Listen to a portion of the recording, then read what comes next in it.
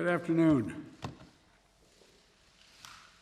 I've just met with the Vice President, Secretary Blinken, Secretary Austin, National Security Advisor Sullivan, and other members of the National Security Leadership Team in the Situation Room to discuss our ongoing efforts to evacuate American citizens, third country civilians, Afghan allies, and vulnerable Afghans. And I want to provide the American people with a brief update on the situation in Afghanistan. Since I spoke to you on Monday, we've made significant progress.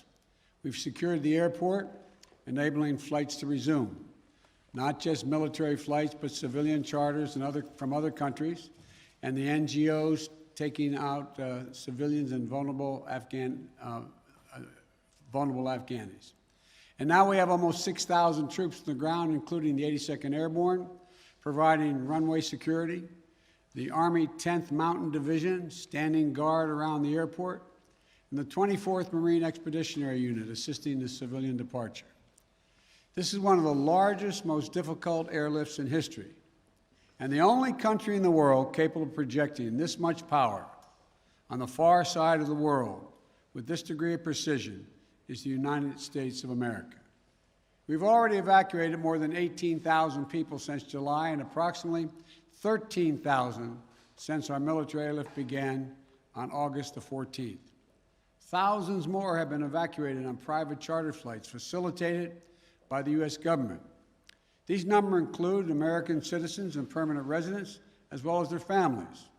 It includes SIV applicants and their families, those Afghans who have worked alongside us, served alongside of us, gone into combat with us, and provided invaluable assistance to us, such as translators and interpreters.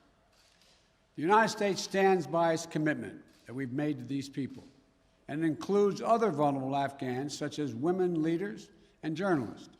In fact, working in close coordination with the management of the New York Times, the Washington Post, and the Wall Street Journal, we have successfully evacuated all 204 of their employees in Afghanistan on U.S. military aircraft earlier this week.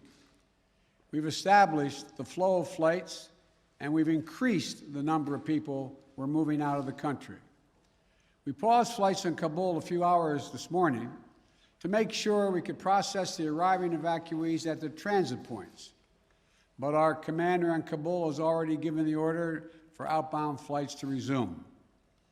Even with the pause, we've moved out 5,700 evacuees yesterday, and we're working on a variety to verify that number of the Americans who are still in country as we work on this, because don't have the exact number of people who are Americans who are there, and those who may have come home to the United States. We want to get a strong number as to exactly how many people are there, how many American citizens, and where they are. Just yesterday, among the many Americans we evacuated, there were 169 Americans who we got over the wall into the airport using military assets. We're also facilitating flights for our allies and our partners, and working in close operational coordination with NATO on this evacuation. For example, we provided overwatch for the French convoy bringing hundreds of their people from the French embassy to the airport. These operations are going to continue over the coming days before we complete our drawdown.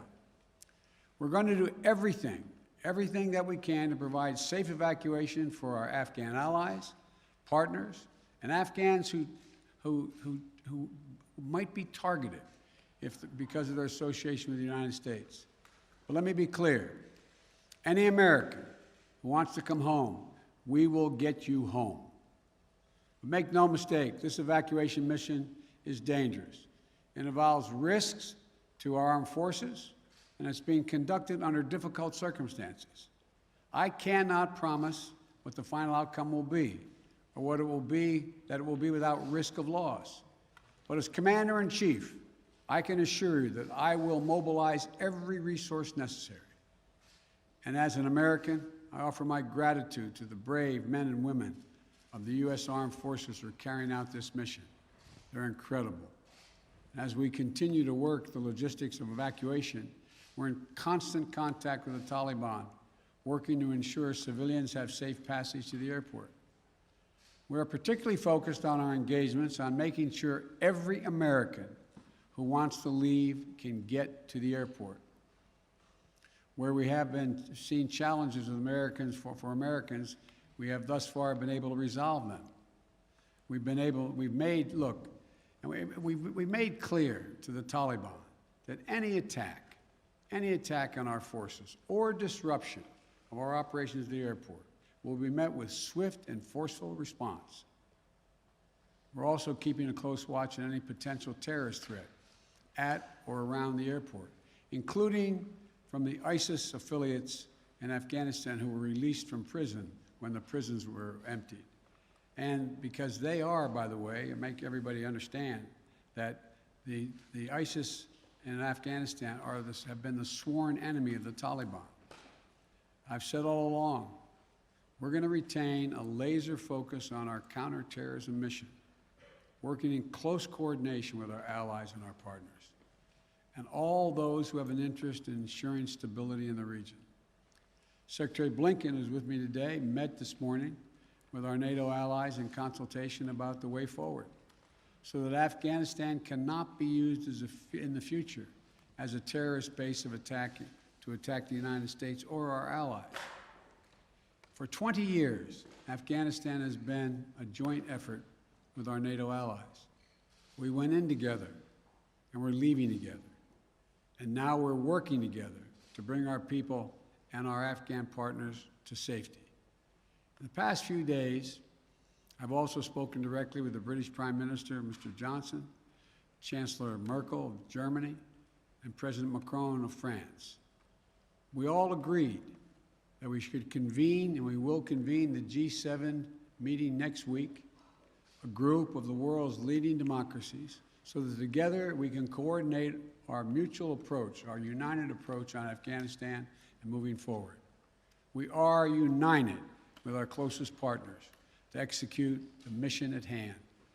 We've also discussed the need to work with the international community to provide humanitarian assistance, such as food aid and medical care for refugees who have crossed into neighboring countries to escape the Taliban, and to bring international pressure on the Taliban with respect to the treatment of Afghan people overall, but including Afghan, particularly women and girls. The past week has been heartbreaking. We've seen gut-wrenching images of panicked people acting out of sheer desperation.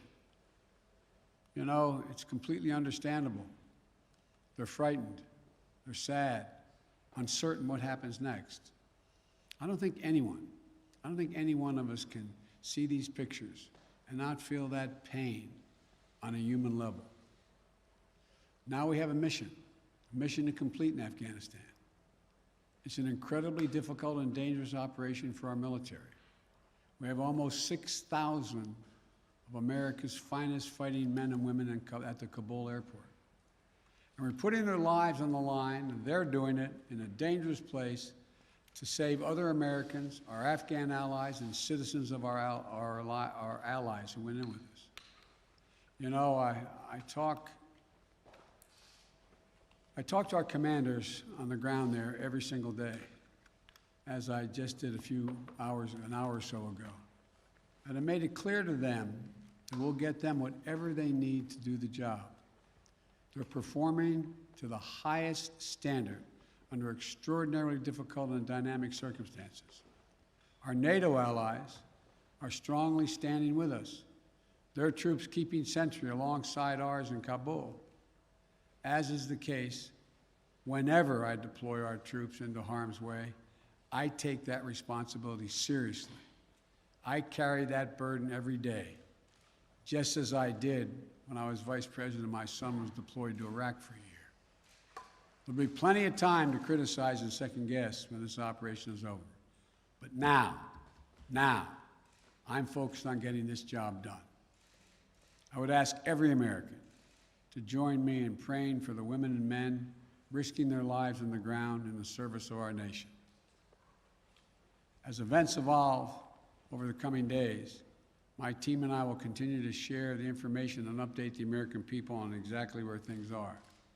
We'll use every resource necessary to carry out the mission at hand and bring to safety American citizens, and our Afghan allies. This is our focus now. And when this is finished, we will complete our military withdrawal and finally bring to an end 20 years of American military action in Afghanistan. Thank you. May God bless you, our troops, and our diplomats, and all those serving in harm's way. And now I'll take questions. AP, Zeke Miller. Thank you, Mr. President. You know that your election would usher in an era where the world can count on America to live up to its promises. You promised to leave Afghanistan, but you also promised not to help to bring out those who helped America in its war effort. We've seen these heart-wrenching images at the Kabul airport of people trying to get there, say nothing of the people who can't get to that airport. You made the commitment to get American troops out, to get American citizens out. Will you make the same commitment to those who assisted in the American war effort over the last 20 years, number one? And then number two, what is your message to America's partners around the world who have criticized not the withdrawal, but the conduct of that withdrawal and made them question America's credibility on the world stage? I have seen no question of our credibility from our allies around the world. I've spoken with our NATO allies. We've spoken with NATO allies, the Secretary of State. Our National Security Advisor has been in contact with his counterparts throughout the world and our allies, as has the General, I keep calling him a General, but my Secretary of Defense. The fact of the matter is, I have not seen that. Matter of fact, the exact opposite I've gotten. The exact opposite thing is we're acting with dispatch, we're acting committing to what we said we would do. Look, let's put this thing in perspective here. What interest do we have in Afghanistan at this point with al-Qaeda gone? We went to Afghanistan for the express purpose of getting rid of al-Qaeda in Afghanistan, as well as getting Osama bin Laden. And we did. Imagine, just imagine, if that attack, if bin Laden had decided with al-Qaeda to launch an attack from Yemen, would we ever gone to Afghanistan? Would there ever be any reason we'd be in Afghanistan? Controlled by the Taliban? What is the national interest of the United States in that circumstance? We went and did the mission. You've known my position for a long, long time. It's time to end this war. The estimates of the cost of this war over the last 20 years range from a minimum of $1 trillion to a think tank at one of the universities saying $2 trillion. That's somewhere between $150 million a day and $300 million a day. The threat from terrorism has metastasized. There's a greater danger from ISIS and al-Qaeda and all these affiliates in other countries by far than there is from Afghanistan. And we're going to retain an over-the-horizon capability that if they were to come back to be able to take them out, surgically move. So this is where we should be. This is about America leading the world, and all our allies have agreed with that. And by the way, before I made this decision, I was at the G7, as well as met with our NATO partners. And I told them all, every one of them knew and agreed with the decision I made to jointly end our involvement in Afghanistan. The first part of your question was, I can't remember now. Would you commit to the same commitment? Would you make the same commitment to bring out Afghans who assisted in the war effort? Yes, we're making the same commitment. There's no one more important than bringing American citizens out. I acknowledge that. But they're equally important almost is all those SIVs we call them, who in fact helped us. They were translators. They went into battle with us. They were part of the operation. As well as we're also trying to get out as many NGOs, non-government organizations, women's organizations, et cetera.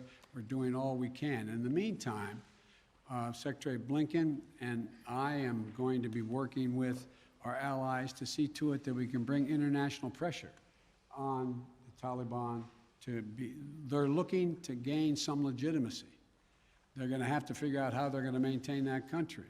And there's going to be harsh conditions, strong conditions we're going to apply, and it will depend on whether they get help based on whether or not how and well they treat women and girls, how they treat their citizens. So this is just beginning on that score.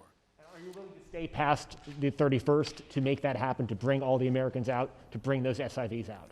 I think we can get it done by then, but we're going to make that judgment as we go. Now, Justin Sink of Bloomberg. Thank you, Mr. President. You just said that you would keep a laser focus on counterterrorism efforts, and that you don't see as great of a threat of terrorism from Afghanistan as other parts of the world.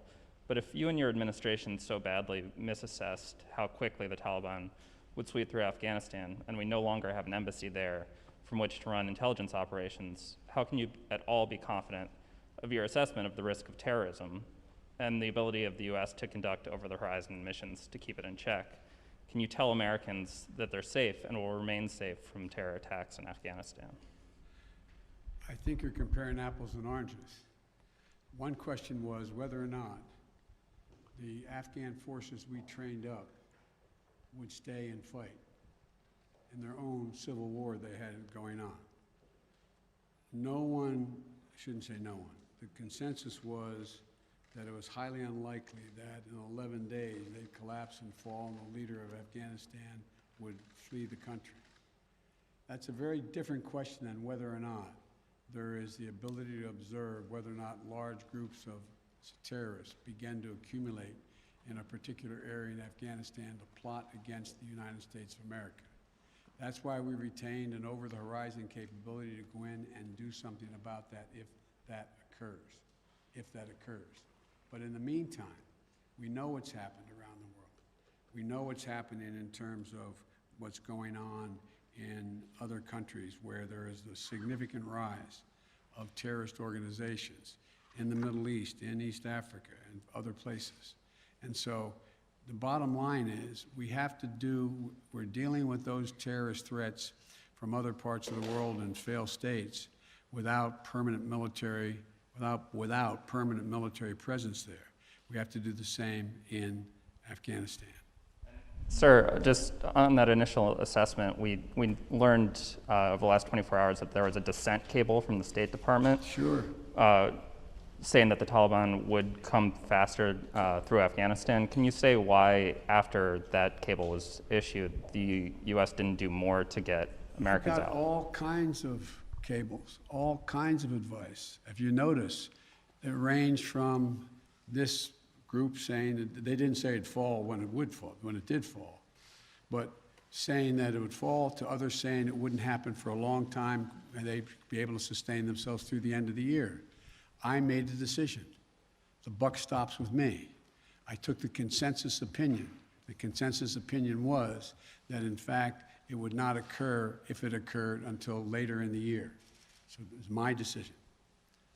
Now, my next is Stephanie Ramos, ABC. Thank you, Mr. President.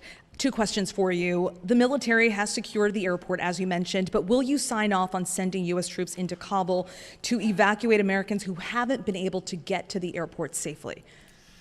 We have no indication that they haven't been able to get in Kabul through the airport. We've made an agreement with the Taliban thus far. They've allowed them to go through. It's in their interest for them to go through. So we know of no circumstance where American citizens are carrying an American passport are trying to get through to the airport. But we will do whatever needs to be done to see to it they get to the airport. And one more, Mr. President. Last month, my colleague Martha Raddatz interviewed Abdul, an interpreter who was on the front lines with U.S. forces in Afghanistan. Overnight, we received a photo of Taliban militants coming to the door of his home, literally hunting him down. Thankfully, he was able to escape, but he is obviously still in mortal danger. What would be your message to Abdul, his wife, and his 3 young daughters? We want you to be able to get to the airport. Contact us. We'll see whatever we can do to get you there.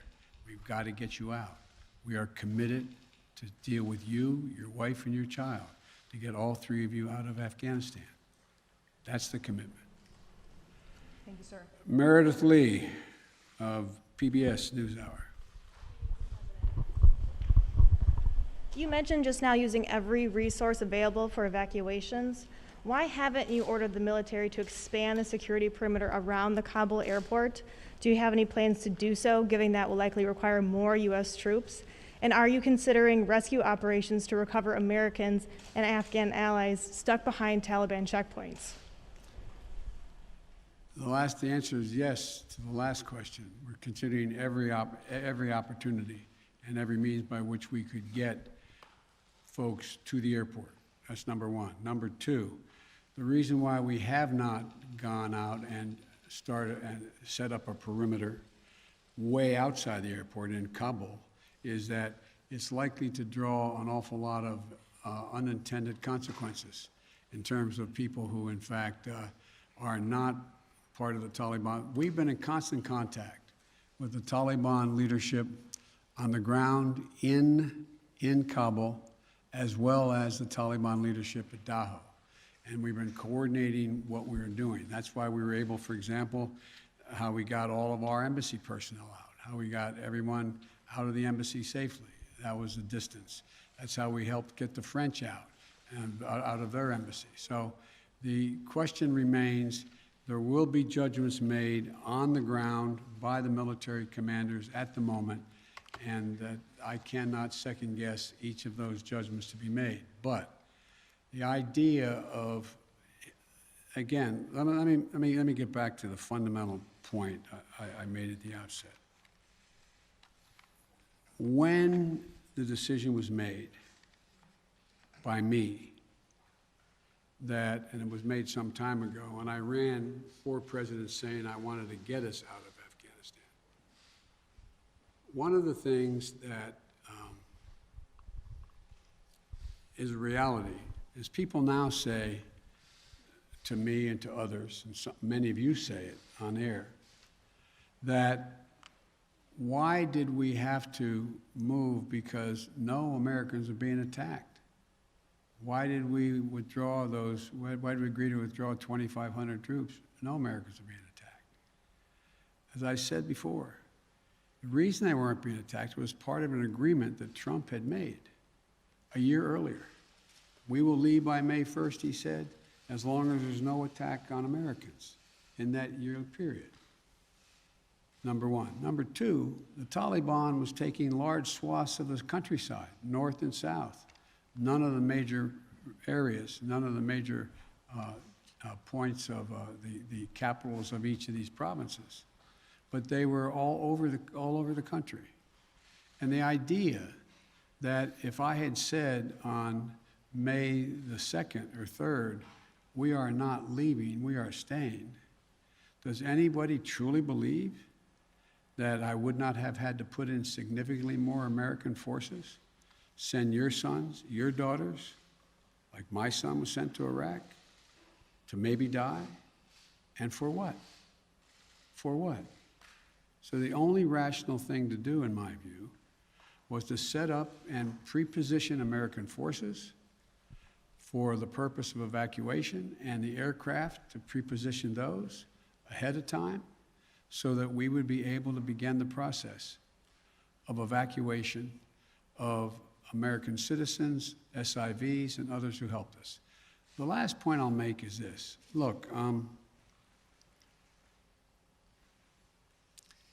if we had decided 15 years ago to leave Afghanistan, it would have been really difficult. If we decided 5 years ago, if we continued the war for another decade and tried to leave, there's no way in which you'd be able to leave Afghanistan without there being some of what you're seeing now. But what we've done so far is we've been able to get a large number of Americans out, all our personnel at the embassy out, and so on. And thank God, so far, knock on wood, we're in a different position. Scott Detro. Scott, NPR. Thank you, Mr. President. I just want to follow up on something you said a moment ago. You said that there's no circumstances where American citizens cannot get to the airport. That doesn't really square with the images we're seeing around the airport, with the reporting on the ground from our colleagues who are describing chaos and violence. Are you saying unequivocally that any American who wants to get to the airport is getting there and getting past the security barrier and to the planes where they want to go? I thought the question was, how can they get through to the airport outside the airport? And the answer is, to the best of our knowledge, the Taliban checkpoints, they are letting through people showing American passports. Now, that's a different question when they get into the rush and crowd of all the folks just outside the wall near the airport. That's why we had to, I guess, was it yesterday or the day before, we went over the wall and brought in, how many? 169 Americans.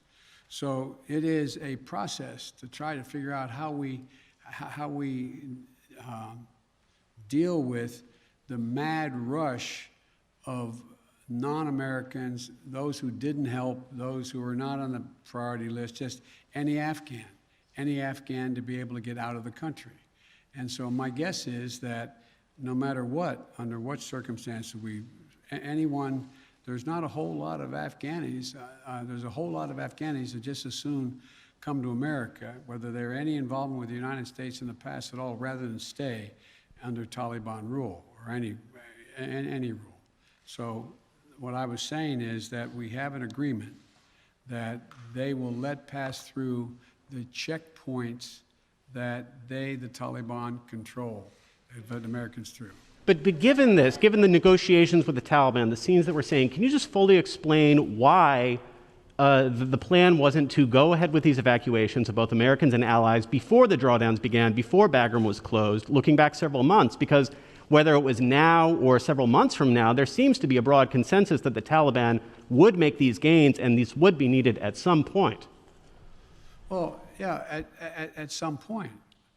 But the point was that although we were in contact with the Taliban and Doha for this whole period of time, at some point wasn't expected to be the total demise of the Afghan National Force, which was 300 persons. Let's assume the Afghan National Force had continued to fight and they were surrounding Kabul.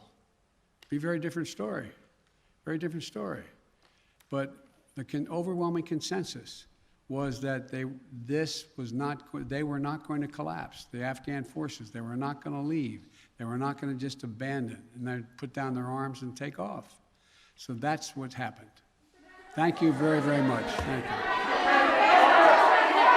Why do you continue to trust the Taliban, Mr. President? Why do you continue to trust their pledges, Mr. President?